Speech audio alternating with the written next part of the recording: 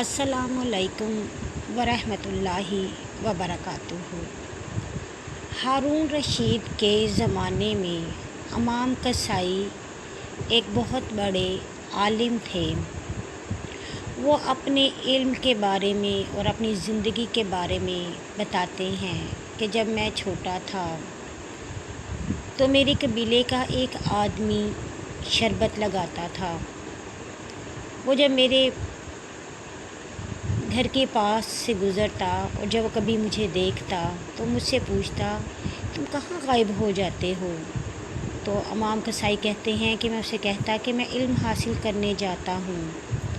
तो वो कहते कि तुम्हारे घर वाले तो भूखों मरते हैं और तुम इल्म सीख रहे हो। क्या करना है किताबों को पढ़कर? किताबों को इस घड़े में डालो, देखो कितना मज़े का शरबत बनता है। इमाम कसाई कहते हैं कि मैंने कभी भी उसे पलटकर जवाब ना दिया।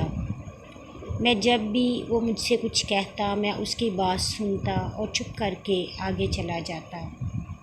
वो कहते हैं कि बहुत अरसा गुज़रने के बाद जब अपनी तालीम मैंने मुकम्मल कर दी, इल्म फ़िक़्ह और तमाम उलूम सीखने के बाद बगदाद के खलीफा के दरबार में मुझे जगह मिल गई। हारून रशीद का ज़माना था।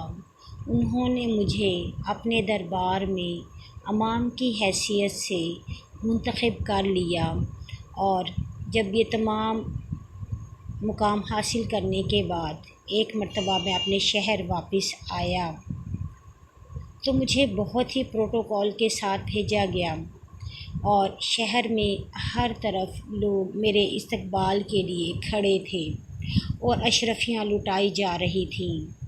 तो उस वक़्त वही बंदा जो शरबत बेचता था और मुझे मजाक करता था कि तुम इन किताबों को घड़े में डाल दो कि बहुत मज़े का शरबत बनेगा और तुम अपने घर वालों की गुर्बत को नहीं देखते हो, तुम्हें पढ़ने का शौक़ हुआ है तो देखो।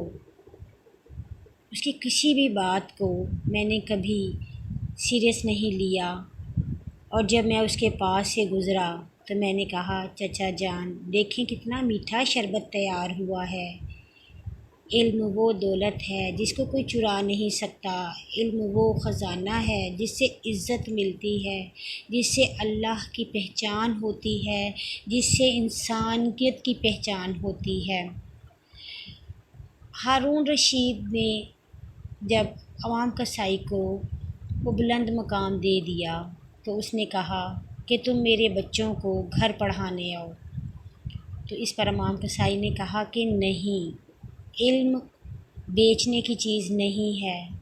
शरीयत का इल्म, दीन का इल्म या कोई भी इल्म हो, उसकी एक अपनी कदर होती है, एक पहचान होती है।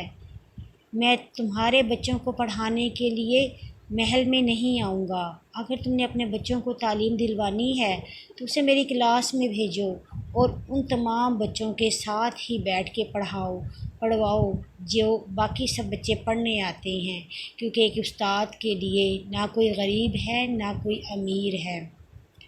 तो उस बादशाह को चारों नाचार इस बात को मानना पड़ा और उसने अपने बच्चों को भेज दिया। अब बादशाह ने सोचा कि मैं जाकर देखूं तो सही कि मेरे बच्चों को कैसी तालीम मिल रही है। जब वो आए तो उन्होंने देखा कि उनका बेटा तो बच्चे को उस्ताद को वज़ू करवा रहा है और वो लोटे से उसके उस्ताद के पाँव पर पानी डाल रहा है। बादशाह को गुस्सा आ गया और उसने बच्चे के सर पर थप्पड़ मारा और उसे कहा कि क्या तुम ध्यान से नहीं पानी डाल सकते कि तुम्हारे उस्ताद साहब के पाँव इतनी देर से वो पकड़ के ऊपर खड़े हैं और तुम जल्दी जल्दी से पानी नहीं डाल रहे हो।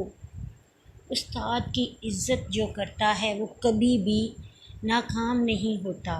उस्ताद वो शख्स है जो कि खुद तो वहीं रह जाता है लेकिन अपने शागिर्दों को वो मुकाम दे जाता है कि जो कोई भी नहीं दे पाता। बादशाह बन जाते हैं, वज़ीर बन जाते हैं, डॉक्टर्स बन जाते हैं, उस्ताद वहीं रहता है मगर रहनुमाई करता है, सिखाता है। اسی لیے تو کسی نے کیا خوب کہا کہ جس نے مجھے ایک لفظ بھی سکھایا وہ میرا آقا ہوا۔